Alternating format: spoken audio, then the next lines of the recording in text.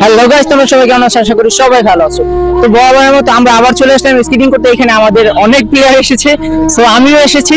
তা তোমরা শোনো যে স্কেটিং করতে কেমন লাগে, স্কেটিং এর একটা অন্যরকম একটা এক্সপিরিয়েন্স কেমন আসে, তোমরা সেটা আমাদের একটা প্লেয়ার ভাইয়ের কাছ থেকে শুনে নাও। তো ভাইয়া কেমন আছো? আলহামদুলিল্লাহ ভালো। আপনি কেমন আছেন? আলহামদুলিল্লাহ ভালো আছি। তোমার বাসার সবাই কেমন আছে? জি আলহামদুলিল্লাহ ভালো। তুমি এখানে যে স্কেটিং করতে আসছো, তোমার এক্সপিরিয়েন্সটা কেমন? আমার এক্সপিরিয়েন্স অনেক ভালো, যেহেতু আমার সাথে অনেকে আছে, আমার টিম আছে এখানে, সবার সাথে চালাতে আমার অনেক ভালো লাগে। তো সবাই অনেক মিস করি, তাই সবার সাথে দেখা করতে আসলাম। তুমি কি চাও, যদি মনে করো কেউ একটা স্কেটিং করতে আসে, একটা নতুন প্লেয়ার, তো সেই অবস্থায় তার কি কি করণীয়, কি করলে তার স্কেটিংটা সে খুব দ্রুত শিখতে পারবে? দ্রুত শিখতে পারবে বলতে, যে চালাতে পারে, ঠিক আছে, যদি তার চেনা পরিচিত কেউ থাকে যে সে স্কেটিং করতে পারে, তার কাছ থেকে শিখলে ভালো হবে। মানে তার কাছ থেকে জানতে হবে যে আগে কিভাবে কি করা যায়, ঠিক আছে। যদি তার কাছে যাই না নেয়, তাহলে তার শিখতে খুব মানে সুবিধা হবে আর কি।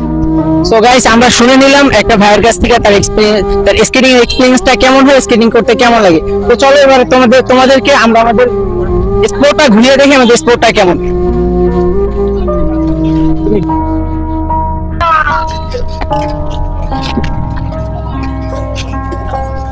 এই গাইস, আমাদের স্পোর্টটা দেখতে থাকেন আপনারা।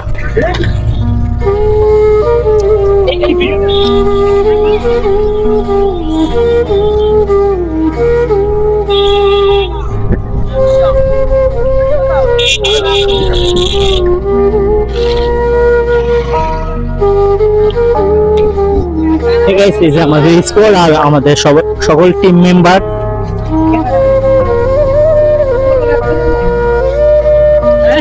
Hey guys, আমাদের বড়গার ইজ দা বড়গার, আর আমাদের বড়গারের পাশায় মারি।